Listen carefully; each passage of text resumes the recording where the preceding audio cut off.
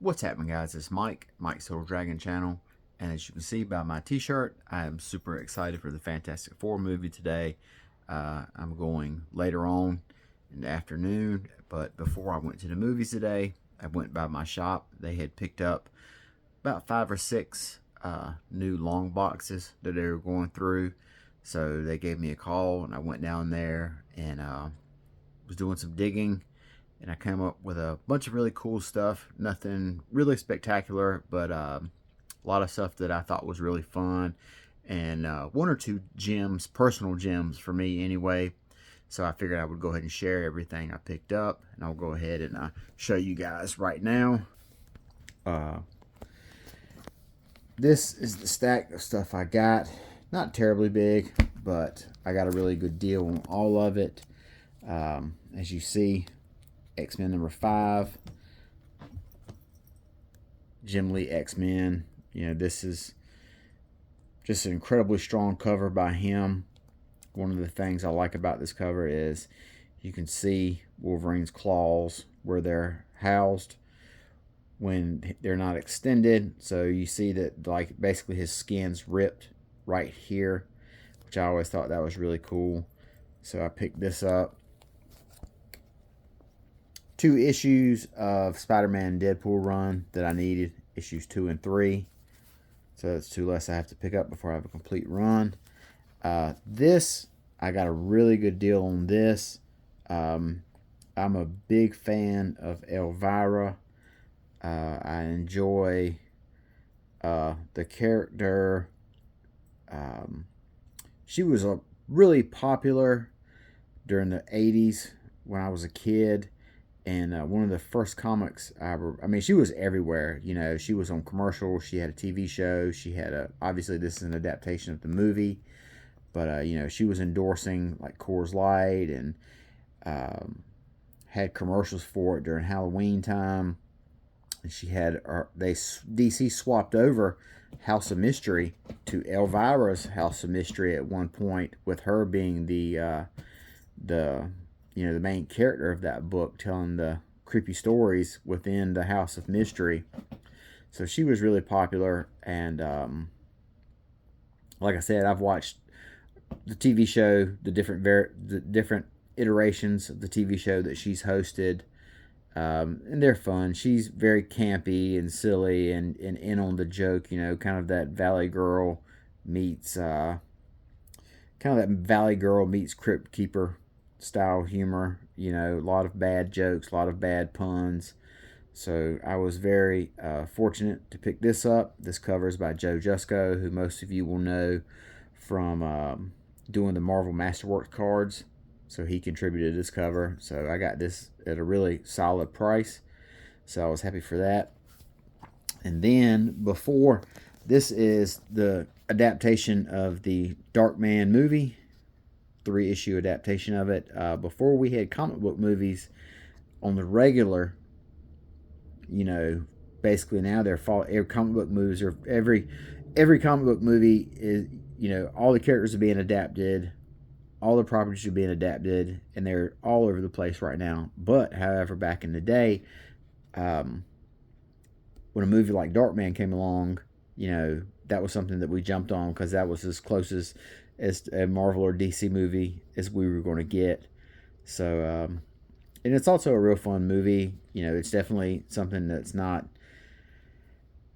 going to blow you away, or, it's not going to win any awards or anything, but it's just a real fun summer popcorn movie.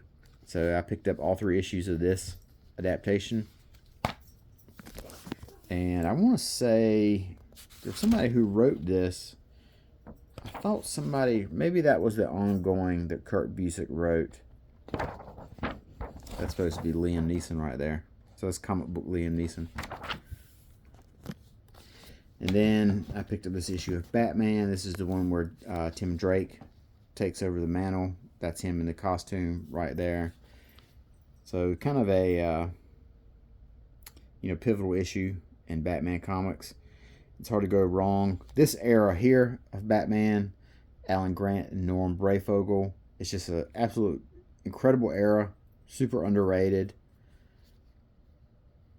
this is Breyfogle and Jim Aparo are my favorite Batman artists. You know, they're the ones who, when I think of Batman, that's the version I see in my head.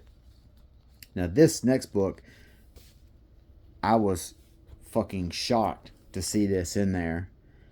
Man of Steel #1, signed by John Byrne, right there at the top. You know, John Byrne, after DC did Crisis on Infinite Earths and they relaunched Superman, they brought Byrne in to reinterpret everything about Superman that had came before, make him more accessible for the current audience, you know, update him, etc., etc. And they started with this 6-issue miniseries, Man of Steel. But to find this in that box, signed by John, was I couldn't believe it. You know, that was a great find for me.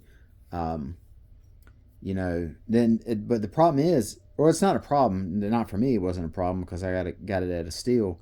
Is this book is signed raw, and when you see books that are signed raw like that, you know, it's just, you know, it doesn't really have the price level up that a CGC signature series book will, because it's signed raw. You know, it could be anybody could write that on there. But I have John Byrne's signature, and that's the exact same thing. And also, who the hell would fake a John Byrne signature of Man of Steel #1? I've got a bunch of books that I've bought raw that were signed, and people ask me, they say, "Oh, aren't you worried about getting scammed or whatever?" And you know, I'm not paying a ton of money for them. You know, the times I have bought raw books that were signed that are not authenticated, you know, I think maybe I've spent 20 or 30 bucks on them each time, something like that.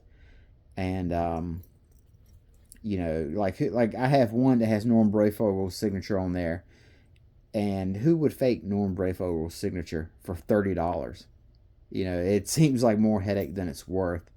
But I was really lucky to get this one. So this one is going to, this definitely made all the books I picked up today worth it.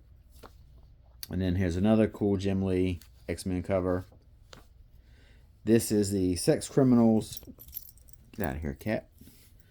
This is one of the Sex Criminals variants with Matt Fraction and Chip Zdarsky, where they do like the Sears Portrait Studios style photo. So it's just a fun variant. This issue of the Punisher right here, this is kind of a, what's the word I'm looking for here? Infamous issue where Punisher is, I'm trying to remember how it went. There was something about the Punisher was wanted, and he gets some sort of crackhead plastic surgeon he tells the plastic surgeon, alter me so I don't look like the person on these wanted posters, and he makes him black. And so then Punisher is black for about 3 issues. So see, here it is right here. It happened in the previous issue. That's right. I was pretty messed up. Micro Man had changed to, he lost 40 pounds, got a toupee and contacts. And then see, it says here,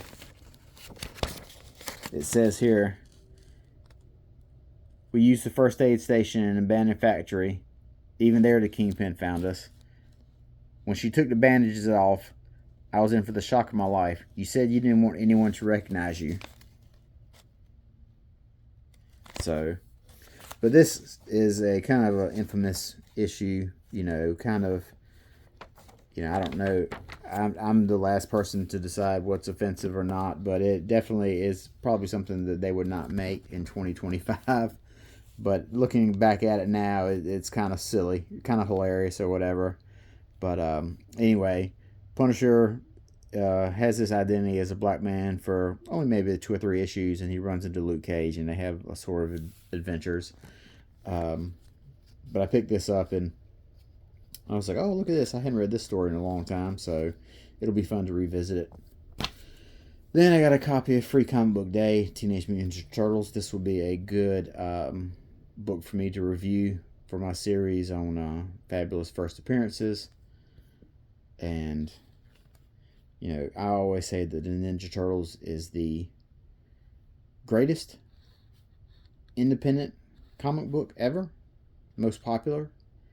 You know, there's never been any other independent book that had the kind of impact on the culture and on advertising and marketing and toys that Ninja Turtles did. And it all started right here. Then here's another cool book I picked up, Amazing Spider-Man Super Special, Scarlet Spider. As you see here, this is a homage to Todd. You see right here in the corner, after McFarlane, off of the Spider-Man #1 that Todd did. And then I got this cool trade, the first Batman vs. Predator storyline, 3-issue miniseries that came out. I want to say it was maybe in the 1989 or 1990, somewhere like that. But, you know, it's a fun trade, and the value I got for it made it totally worth it. And it's something I can hold on to the next time I run into Andy Kubert. I can get him to sign it. That'll be fun. But all in all, a bunch of really fun books I picked up for a really good price. Outside of the Elvira book, I think I paid maybe $25 for all of these. The Elvira I paid $20, so definitely a ton of value right there. And not only just value, but a lot of fun stuff too to revisit. And like this book right here, I'll put this in my variants box because it's such a cool cover, cool homage.